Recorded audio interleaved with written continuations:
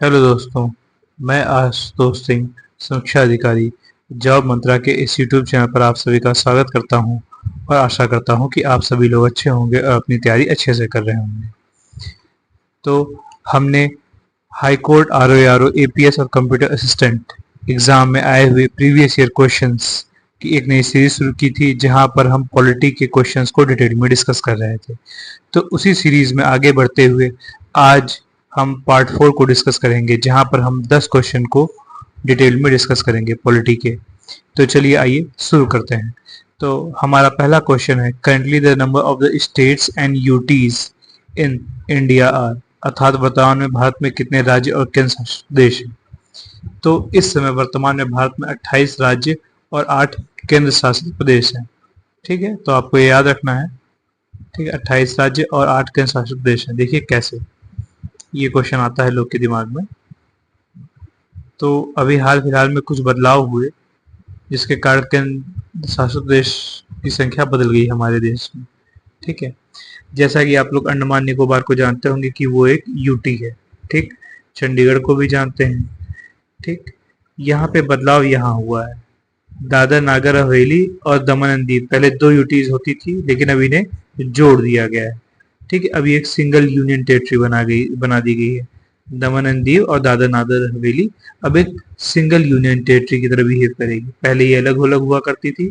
ठीक है दोस्तों, और जम्मू एंड कश्मीर ये अब ये एक यूनियन टेरिटरी है, और इससे अलग करके लद्दाख को भी एक अलग से यूनियन टेरिटरी बना दिया गया है। दिल्ली एक यूनियन टेरिटरी है, ही आप जान रहे होंगे। पुदुचेरी है एक यूनियन टेरिटरी साउथ में, और लक्षद्वीप है। ठीक, इम्पोर्टेंट हमारे लिए ये है।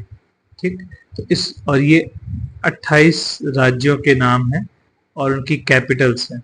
ठीक है, और ये हो गए आपके 8 यूनियन टेरिटरीज। ठीक है, तो आपको समझ में आ गया होगा। तो चलिए आइए अब हम नेक्स्ट क्वेश्चन पे चलते हैं। तो आज का हमारा नेक्स्ट क्वेश्चन है, Who among the following has the power to suspend the fundamental rights during the emergency? अर्थात निम्नलिखित में से किसके पास आपातकाल के दौरान मौलिक अधिकारों के निलंबन की करने की शक्ति होती है। तो देखिए, हमारे हैं जो आपातकाल है, इमरजेंसी के जो प्रावधान है, पहली बात वो कहाँ से लिए गए हैं, वो लिए गए हैं जर्मनी से। ठीक, जर्मनी से लिए गए हैं। और हमारे यहाँ आपातकाल 3 प्रकार के होते हैं। ठीक, एक तो होता है नेशनल इमरजेंसी अर्थात राष्ट्रीय आपातकाल, एक होता है स्टेट इमरजेंसी या जिसे कॉन्स्टिट्यूशनल इमरजेंसी भी कहते हैं, मतलब संवैधानिक आपातकाल, और एक होता है फाइनेंशियल इमरजेंसी अर्थात वित्तीय आपातकाल। ठीक है, तो जो नेशनल इमरजेंसी होता है ये होता है अंडर आर्टिकल 352, स्टेट इमरजेंसी होता है अंडर आर्टिकल 356, और फाइनेंशियल इमरजेंसी होता है अंडर आर्टिकल 360। ठीक, इसमें यहाँ पे बात की जा रही है अंडर नेशनल इमरजेंसी के अर्थात आर्टिकल 352 की। इसमें कहा जा रहा है किसके पास वो अधिकार है जिससे वह जो फंडामेंटल राइट्स हैं उसे सस्पेंड कर सकता है। तो ये राष्ट्र शक्ति केवल एक ही व्यक्ति के पास होती है, वो होती है राष्ट्रपति के पास। ठीक, और यह जो कार्य होता है राष्ट्रपति दो आर्टिकल्स के थ्रू करता है। एक होता है आर्टिकल 358 और एक होता है आर्टिकल 359। ये 2 आर्टिकल जो होते हैं प्रेसिडेंट की हेल्प करते हैं फंडामेंटल राइट्स को सस्पेंड करने के लिए। जो आर्टिकल 358 होता है, ये जो हमारे फंडामेंटल राइट्स होते हैं उसमें आर्टिकल 19 में जितने दिए गए अधिकार होते हैं उनको सस्पेंड करने का काम करता है। ठीक है, और जो आर्टिकल 359 है, ये जो फंडामेंटल राइट्स हैं उनको लागू होने से निलंबित करता है, कि वो लागू न हो पाए। ठीक, उनको निलंबित कर देता है, उनके लागू होने को निलंबित करता है। ठीक है, उनका निलंबन नहीं करता, उनके लागू होने को निलंबित करता है। ठीक है, तो चलिए ये आपके एग्जाम के लिए बहुत बड़ी बात नहीं है, इंपॉर्टेंट ये है आर्टिकल 358 और 359, ये आपको याद रखना है, जिसके थ्रू राष्ट्रपति इनका निलंबन करता है। तो चलिए आइए नेक्स्ट क्वेश्चन पे चलते हैं। तो हमारा नेक्स्ट क्वेश्चन है कि which part of the Indian constitution considered as soul of the Indian constitution, अर्थात भारतीय संविधान के किस भाग को भारतीय संविधान की आत्मा कहा जाता है? इसका सही आंसर होगा प्रियम्बल अर्थात प्रस्तावना।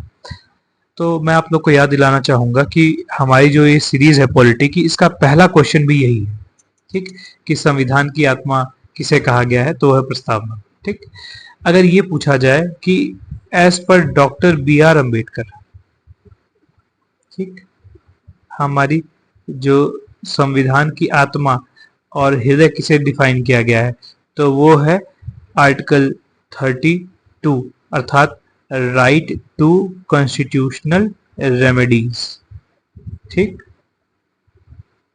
अर्थात संवैधानिक उपचारों के अधिकार को बी आर अम्बेडकर साहब के अनुसार संविधान की आत्मा कहा गया है। ठीक है, लेकिन अगर किसी का नाम न लिया जाए तो प्रियम्बल को हम कहेंगे ये संविधान की आत्मा है। ठीक है, तो चलिए आइए नेक्स्ट क्वेश्चन पे चलते हैं।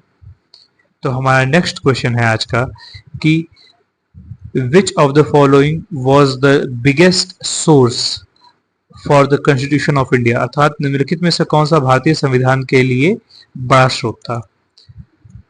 तो हमारा संविधान जैसा कि बताया गया है कि अलग अलग देशों के संविधान से हमने अलग अलग प्रावधान लिए हैं और उनसे मिलाकर हमारे देश का संविधान बना है। लेकिन जो हमारे संविधान का मूलभूत ढांचा है, ठीक है, वो हमने लिया था the government of India act 1935 से। तो ये होगा द राइट आंसर। यही सबसे बड़ा पार्ट है, यही हमारे संविधान का बिगेस्ट पार्ट है, यहीं से हमने सबसे ज्यादा चीजें ली हैं। ठीक है, इसे इसी कारण से मिनी कॉन्स्टिट्यूशन भी कहते हैं। ठीक है, ये आप लोगों को नहीं पता होगा, पूछा जा सकता है कि मिनी कॉन्स्टिट्यूशन किसे कहते हैं। गवर्नमेंट ऑफ इंडिया एक्ट 1935 को भी कहते हैं। ठीक है, और साथ में एक और बात याद रखने लायक है कि इसे हमारा बेसिक जो ढांचा कहते हैं, मूलभूत ढांचा हमारे संविधान का, वो यही है। मूलभूत ढांचा भी हम इसे कह सकते हैं। ठीक है, इसी ढांचे के ऊपर अलग अलग देशों से जो हमने प्रावधान लिए, वो इसी ढांचे के ऊपर हम ऐड करते गए और थोड़ी चीजें बदलते गए, तब जाके हमारा आज संविधान का वर्तमान ढांचा तैयार हुआ है। ठीक है, तो इस प्रकार से आप याद रखेंगे the government of India act 1935, जो कि काफी बड़ा था, बिगेस्ट सोर्स है हमारे संविधान के लिए। ठीक है, अब नेक्स्ट क्वेश्चन पे चलते हैं। तो नेक्स्ट क्वेश्चन है कि which of the following vice president was not appointed as president of the country, अर्थात निम्नलिखित में से कौन से उपराष्ट्रपति देश के राष्ट्रपति के रूप में नियुक्त किए गए थे। ठीक, ये 4 उपराष्ट्रपतियों के नाम हैं। ठीक, और ये पूछा जा रहा है कि इनमें से कौन से ऐसे उपराष्ट्रपति हैं कि जो राष्ट्रपति कभी नहीं बन पाए। तो अगर आपने मेरी सीरीज देखी होगी तो पार्ट जो 2 था उसमें हमने बताया था कि एक वाइस प्रेसिडेंट थे हमारे, जिनकी ऑफिस में रहते हुए ही डेथ हो गई थी। ठीक है, तो जब कोई वाइस प्रेसिडेंट की ऑफिस में रहते ही डेथ हो जाएगी तो क्या कभी वो प्रेसिडेंट बन पाएगा? नहीं बन पाएगा। तो वो व्यक्ति थे कृष्णकांत। ठीक, ये हमारे ऐसे वाइस प्रेसिडेंट थे जो वाइस प्रेसिडेंट ही रह गए, प्रेसिडेंट नहीं बन पाए। ठीक, प्रेसिडेंट क्यों नहीं बन पाए? क्योंकि ऑफिस में रहते हुए इनकी डेथ हो गई। तो right answer will be C. But देखिए, हम इसको और भी चीजें बताना चाहेंगे इससे अटैच। ठीक है, कि वो कौन कौन लोग थे वाइस प्रेसिडेंट जो प्रेसिडेंट तक बने। ठीक है, देखिए हमारे पहले वाइस प्रेसिडेंट है डॉक्टर सर्वपल्ली राधाकृष्णन। ये आगे चल के प्रेसिडेंट बनते हैं। देखिए प्रेसिडेंट की लिस्ट है, इधर वाइस प्रेसिडेंट की लिस्ट है। तो जो हमारे पहले वाइस प्रेसिडेंट है वो आगे जाके क्या बन रहे हैं? प्रेसिडेंट बन रहे हैं। इसी प्रकार हमारे जो दूसरे वाइस प्रेसिडेंट है डॉक्टर जाकिर हुसैन, ये भी आगे चल के प्रेसिडेंट बन रहे हैं। ठीक, इसी प्रकार तीसरे वाइस प्रेसिडेंट जो है वीवी गिरी, वो भी चल के आगे प्रेसिडेंट बन रहे हैं। ठीक, और इसी प्रकार हमारे और देखिए कृष्णकांत, इनकी ऑफिस में रहते ही डेथ हो गई, ये कभी प्रेसिडेंट नहीं बन पाए। आप इनका नाम नहीं देख रहे होंगे इधर। ठीक, फिर है आर नारायण, राम स्वामी नारायण, ये भी हमारे ऐसे वाइस प्रेसिडेंट थे जो कि प्रेसिडेंट बने। ठीक, तो इस प्रकार से आप देख पा रहे होंगे। और किसी का नाम आपको मिल रहा है? हाँ, शंकर दयाल शर्मा, ये भी देखिए। ठीक, ये भी आगे चलकर क्या बने, हमारे प्रेसिडेंट बने। और ये रहे वाइस प्रेसिडेंट के आर नारायण, ये भी आगे चलकर प्रेसिडेंट बनते हैं। तो ये 6 ऐसे नाम हैं जो आपको याद रखने हैं। हाँ, 6 नहीं, एक और नाम था, जस्टिस मोहम्मद हिदायतुल्ला। ये प्रेसिडेंट भी रहे, वाइस प्रेसिडेंट भी रहे और भारत के चीफ जस्टिस रहे। ये क्वेश्चन बड़ा इंपॉर्टेंट है, काफी बार पूछा गया है अलग अलग कॉम्पिटिटिव एग्जाम्स में, खासकर एसएससी में, कि कौन ऐसा व्यक्ति था जो कि प्रेसिडेंट भी रहा है, वाइस प्रेसिडेंट भी रहा है और देश का चीफ जस्टिस भी रहा है। ठीक है, तो वो थे जस्टिस मोहम्मद हिदायतुल्ला। ठीक है, चलिए, ये बात आपको याद रखेंगे, ये इन लोग 6 लोग का नाम याद रखिएगा जो वाइस प्रेसिडेंट से प्रेसिडेंट बने, लिख लीजिएगा एक जगह पे। ठीक, तो चलिए, ये काफी अच्छा क्वेश्चन था। नेक्स्ट क्वेश्चन पे हम चलते हैं। तो आज का हमारा नेक्स्ट क्वेश्चन तो हमारा नेक्स्ट क्वेश्चन है आज का कि a resolution to impeach of the president of India has to be passed by a majority of the total number of members of the originating house। अर्थात भारत के राष्ट्रपति पर किसी भी सदन में अगर महाभियोग शुरू होता है तो वह महाभियोग कितने सदस्यों के बहुमत से पारित होना चाहिए। तो जितने भी लोगों ने पॉलिटी पढ़ी होगी उन्हें ये पता होगा कि 1/3 और 3/4 ये कोई बहुमत तो होता ही नहीं। तो ये दोनों ऑप्शंस तुरंत चले जाएंगे, बचा 1/2 एंड 2/3। ठीक, हमें इस पे बात करनी है। तो महाभियोग चलाना है वो भी राष्ट्रपति पे, तो आपको विशेष बहुमत चाहिए होगा। ठीक, 2/3 क्या एक विशेष बहुमत है। ठीक, आपको छोटा मोटा काम नहीं करना है, आपको राष्ट्रपति पर महाभियोग चलाना है, तो 2/3 से नीचे बात ही नहीं करती। 1/2 ये तो बहुत छोटे मोटे मामलों में इस्तेमाल होता है इसका। ठीक है, तो हमारा सही आंसर होगा ऑप्शन बी। कभी मैं आगे इस क्वेश्चन को डिटेल में डिस्कस करूंगा। ठीक है, option B will be the right answer. चलिए नेक्स्ट क्वेश्चन पे चलते हैं। तो हमारा नेक्स्ट क्वेश्चन है आज का कि the primary function of the finance commission of India is to, अर्थात भारत में जो वित्त आयोग है उसका प्राथमिक कार्य क्या है। तो पहले हम वित्त आयोग के बारे में जानते हैं, अर्थात फाइनेंस कमीशन भी जिसे कहते हैं, फाइनेंस कमीशन। तो देखिए, फाइनेंस कमीशन आता है अंडर आर्टिकल 280। बहुत पूछा गया कि फाइनेंस कमीशन किसके अंदर आता है, अंडर आर्टिकल 280।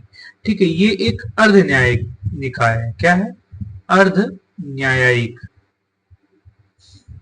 बहुत ही स्पेशल ये क्वालिटी है इसके अंदर कि एक अर्ध न्यायिक निकाय है, यानी कि बॉडी है। ठीक, इसके पहले फर्स्ट चेयरमैन कौन थे, इसके पहले चेयरमैन थे के.सी. नियोगी। नाम सुना होगा अगर आप लोगों ने। पहले चेयरमैन कौन थे इसके, के.सी. नियोगी, याद रखेगा, बहुत ही इंपॉर्टेंट बात है। ठीक है, ये इसमें जितने भी मेंबर होते हैं उनकी नियुक्ति स्वयं राष्ट्रपति करते हैं और वो अपना रेजिग्नेशन भी राष्ट्रपति को ही देते हैं। ठीक है, ओके। इसके कार्य की बात करते हैं तो फाइनेंस कमीशन का सबसे इंपॉर्टेंट जो है, ऐसे तो फाइनेंस कमीशन के पास 3 कार्य हैं। ठीक है, लेकिन सबसे इंपॉर्टेंट जो इसका फंक्शन होता है वो ये होता है कि जो भी कर प्राप्त हुए हैं केंद्र सरकार को, ठीक है, उस कर को बांटना, उसकी शुद्ध आगामों को बांटना किसके बीच, केंद्र सरकार के बीच, सेंट्रल गवर्नमेंट और स्टेट गवर्नमेंट्स के बीच। और साथ में स्टेट गवर्नमेंट में भी, जितनी स्टेट गवर्नमेंट है उनके बीच। ठीक है, S1 मान लो, S2 मान लो, S3 मान लो, अलग अलग राज्य हैं, S4 मान लो, एंड सो ऑन, उनके बीच भी बांटना यह वित्त आयोग का कार्य होता है, यानी कि फाइनेंस कमीशन का कार्य होता है। ठीक है, तो इस प्रकार से हमारा सही ऑप्शन होगा option A, distribute the revenue between centre and the state. बाकी एनुअल बजट बनाना इसका काम नहीं होता, नीति आयोग का एडवाइस करना इसका काम नहीं होता, और allocate funds to various ministries नहीं, ये इसका कार्य नहीं था। इसका कार्य बस ये होता है, सबसे मेन काम यही है और इसी के लिए जाना था वित्त आयोग को, फाइनेंस कमीशन को, कि जितने भी शुद्ध जितना भी इन्हें मिला होता है टैक्स, उसे केंद्र और राज्यों के बीच बांटना, और राज्यों में भी राज्यों के बीच बांट देना। ठीक, तो चलिए अब हम नेक्स्ट क्वेश्चन पे चलते हैं, डिस्कस करेंगे। तो हमारा नेक्स्ट क्वेश्चन है आज का कि which of the following is not a feature of the Indian parliament, अर्थात भारतीय संसद का सबसे महत्वपूर्ण लक्षण क्या नहीं है। आपको लक्षण पता होंगे आपको पता चलेगा क्या नहीं। सबसे पहला, it is the union legislature of India, अर्थात यह भारत की संघ विधायिका है। बिल्कुल सही। यह हमारे संसद जो भी कानून बनाती है वह पूरे देश पे लागू होता है, तो इस प्रकार से यह हमारी ये क्या है, संघ विधायिका है। ठीक है, बिल्कुल सही। फिर it also comprise of the president, बिल्कुल सही, ये प्रेसिडेंट से मिलकर बनी होती है, अभी हम आपको डिस्कस करेंगे। It is bicameral nature, हाँ बिल्कुल है, बाई कैमरल है। The upper house and the lower house of the parliament are dissolve every 5 year. Upper house नहीं डिसॉल्व होता 5 साल में, हाँ लोअर हाउस डिसॉल्व कर दिया जाता है। सो ये जो ऑप्शन है फोर्थ, ये गलत होगा। ठीक है, ओवरऑल तो the right answer will B D. देखिए पूरी बात समझिए, जो संसद है हमारी, जो पार्लियामेंट, ये इसके बारे में लिखा गया है अंडर आर्टिकल 79। ठीक है ना। और संसद हमारे संसद में 3 अंग होते हैं, एक होती है लोकसभा,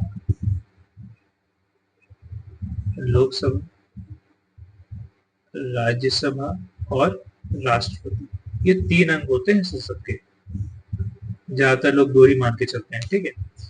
लोकसभा आती है अंडर आर्टिकल 81, राज्यसभा आती है आर्टिकल 80 और राष्ट्रपति आता है अंडर आर्टिकल 52 टू 61। ठीक है। एक बात देखिएगा, अब आप देख पाएंगे संसद है 79। ठीक है, तो अगला नंबर क्या हुआ, 80। तो 80 किसने ले लिया, राज्यसभा ने। ठीक, आर्टिकल 80 किसका हो गया, राज्यसभा का। उसके बाद क्या था, 81 हो गया लोकसभा का। इस तरह आप याद रख सकते हैं। ठीक, अब चलिए, लोकसभा क्या है, एक अस्थायी सदन है, टेम्पररी हाउस है। ठीक है, इसका जो कार्यकाल होता है लोकसभा का, वह 5 साल का होता है, 5 ईयर्स। 5 साल बाद यह भंग हो जाती है, डिसॉल्व हो जाती है। वहीं राज्यसभा का एक परमानेंट हाउस है, ये डिसॉल्व नहीं होता।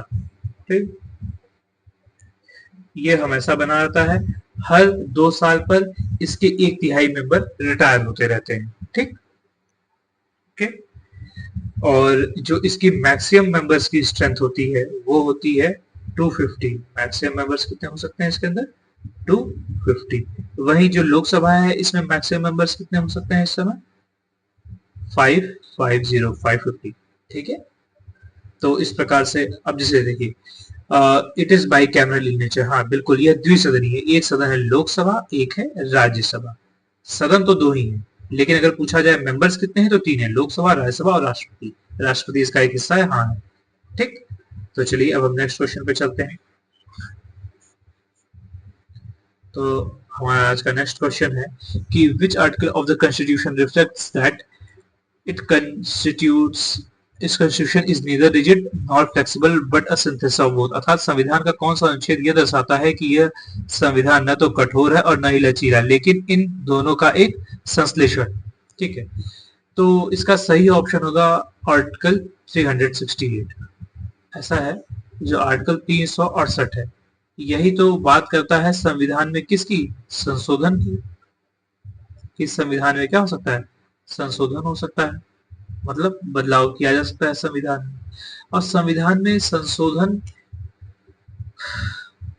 किया जाएगा तो कुछ प्रावधान तो बहुत आसानी से बदल जाते हैं, जैसे हमने बताया ना, कुछ प्रावधान जो होता है उनको केवल 50% +1 की मेजोरिटी से हो सकता है या 2/3 की मेजोरिटी से हो सकता है। कुछ ऐसे प्रावधान होते हैं जिन्हें बदलने के लिए 2/3 स्पेशल मेजोरिटी तो चाहिए होती है, साथ में आधे जो राज्य होते हैं भारत के, उनका भी समर्थन चाहिए होता है। तो ये एक टफ मुद्दा हो जाता है, मुश्किल हो जाता है।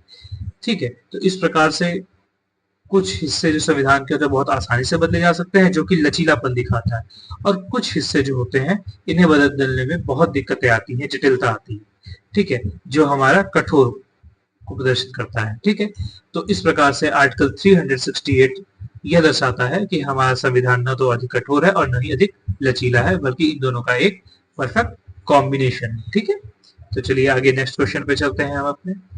आज का आखिरी फाइनल क्वेश्चन है कि consider the following vice presidents of India. ठीक है, ये 4 वाइस प्रेसिडेंट्स के नाम दिए हैं और इनको क्रोनोलॉजी में अरेंज करना है, ये कौन पहले है कौन बाद में है। ठीक है, तो थोड़ा सा ये क्वेश्चन देखिए, आपको प्रेसिडेंट, वाइस प्रेसिडेंट या किसी की भी क्रोनोलॉजी पूछी जाती है तो आपको साल नहीं याद करना होता, वो आपसे साल नहीं पूछते, वो पूछते हैं कि कौन किसके बाद आया। तो ये एक रफली आइडिया आपके पास होना चाहिए। आपको शुरुआत के अगर 7-8 प्रेसिडेंट या वाइस प्रेसिडेंट या पीएम, ये तीनों, ठीक, प्रेसिडेंट, वाइस प्रेसिडेंट और पीएम, ये तीनों आपको शुरुआत के 7-8 याद होने चाहिए। इन्हीं से क्रोनोलॉजी सेट हो जाती है, ठीक है, बाद की जरूरत नहीं होती। वो आप पढ़ेंगे ना, आप समझ जाएंगे। आपको साल भी नहीं याद करना है, आपको बस पता होना चाहिए कि कौन किसके बाद आ रहा है। आप कोई शॉर्ट ट्रिक बना लीजिए और उन्हें याद कर लिया कीजिए, ठीक है।